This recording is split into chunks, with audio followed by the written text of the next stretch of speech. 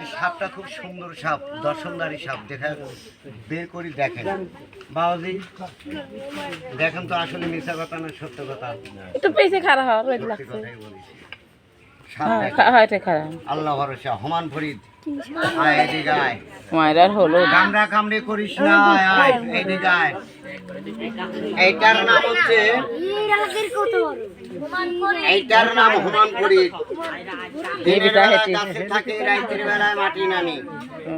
আপনার বাড়ি গাভী গরু আছে, গাভী গরু পালনের সাথে মুখটা লাগা সুইসা সুইসা দুধ খায়, একে বলে দুধরাজ সাপ, একে বলে দুধরাজ সাপ। একটা কথা বলবো মায়ের আগে, সাপ ওইটার নাম বহুরূপী সাপ, দেখে যান।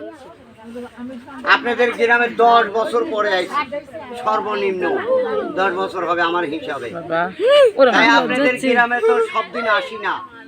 তবে একটা কথা হলে কি মা, খেলাধুলা যাই কিছু দেখবেন, আমাদের পেট আছে বাবা, পেটে খাওয়া না লাগলে তো আপনাদের গ্রামে আসতাম না। আসতাম, ফলের মুরব্বি সবাই সাইডে করে চাউল দিয়েন মা, এক মুঠ চাউল দিলে আপনার হাতের চাউল কমবি না।